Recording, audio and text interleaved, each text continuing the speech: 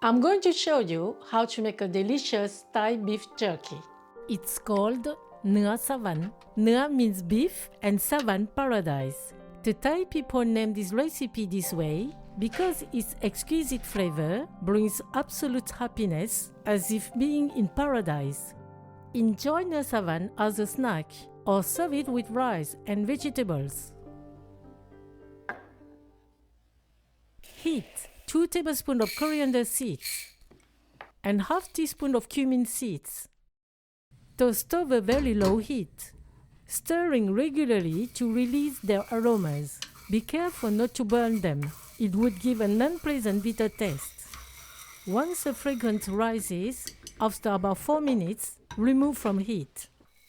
Coarsely crush the seeds to release more flavor and help them adhere to the meat.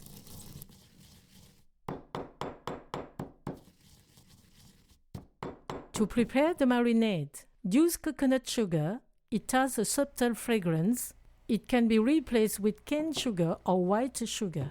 In a bowl, combine 5 tablespoons of coconut sugar, 5 tablespoons of white sugar, half tablespoon of salt, 2 tablespoons of fish sauce, 2 tablespoons of light soy sauce, 1 tablespoon of oyster sauce, 1 tablespoon of sesame oil. Mix well.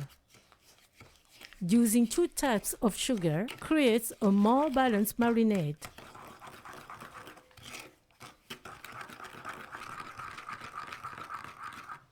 Slice 2 pounds of beef, such as tenderloin or topside. This time, slice the meat in the same direction as the fibers. It will keep it tender after drying. Cutting against the fibers would make it very dry and tough to chew.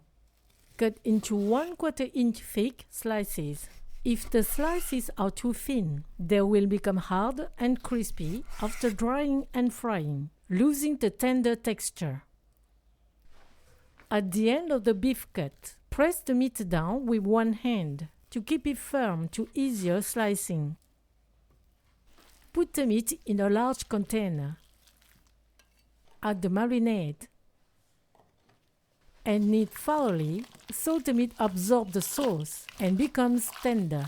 Salting, sugaring, and sun-drying have always been effective methods for preserving meat. After 4 minutes, once all the liquid is absorbed, add the toasted spices and mix well for 1 minute. Coriander is highly appreciated in Thai cuisine. The leaves, stems, roots, and seeds are all used. For example, in Thai crispy chicken recipe, crushed coriander roots are used. Cover and let rest in the fridge overnight.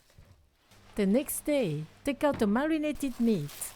Traditionally, in Asia, the beef is spread on a large bamboo tray and left to dry in the sun for about 2 hours.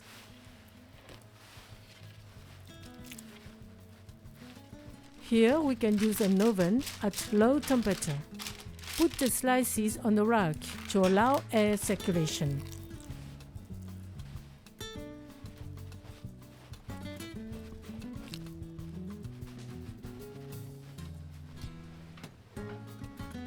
Dry at 120 degrees for 3 hours. You can also use an air fryer with a dehydration function. After 2 hours, flip them over to improve drying. Put them back in the oven for 1 hour. After 3 hours, the beef should be dry but still flexible. It should not be dried to the point of becoming hard. At this stage, the dry beef can be stored in the freezer. Take a small portion to fry before eating. For a meal serving 4 people, fry 10 ounces of dry beef. Put the slices in cold oil without preheating. Ensure they are fully in the oil. Put on low heat. The temperature rises gradually. Stir regularly, moving the pieces from the bottom to the top for even cooking. At low heat, after 10 minutes, The oil stabilizes at about 230 degrees.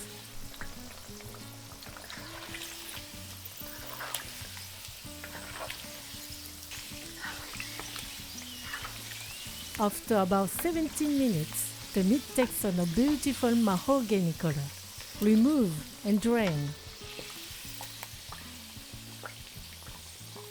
Nua Sawan is ready. The fried slices can be stored in the fridge for up to 1 month, thanks to the sugar and salty sauces. This is a typical Thai or Lao meal, featuring dry meat, sticky rice, and papaya salad. Bon appétit! To begin, we open the sticky rice basket. Eating with the fingers is part of the joy of this convivial meal. Traditionally, rice is taken little by little. Grab a small amount, shape it into a firm ball in the hand, and enjoy.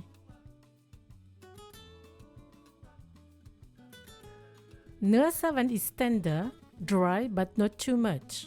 It is best eaten by pulling the fibers apart, savoring its rich taste.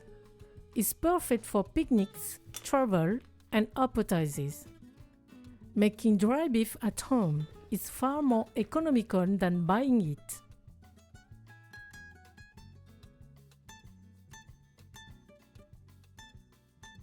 Key tips for success. Slice the meat in the fiber's direction. Knead the meat well. Marinate overnight. Dry at low temperature. Start frying in cold oil. I remind you for the preparation of sticky rice. For 4 people, take 1 pound. Rinse it 4 times to remove the starch.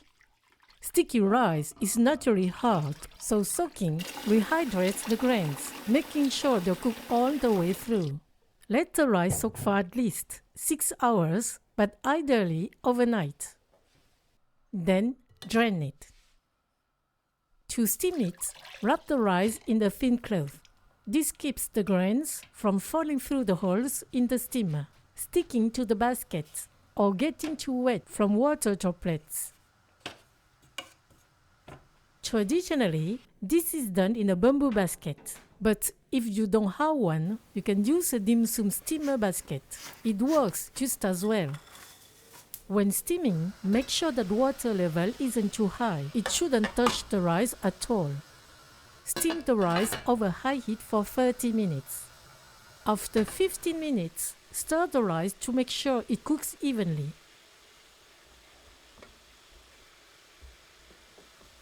And check the water level. If needed, add some boiling water. Continue cooking for 15 minutes. By now the rice is cooked. Transfer it to a large container. Aerate it for 30 seconds to help evaporation. Keep it warm in a sticky rice basket or in a container with a lid.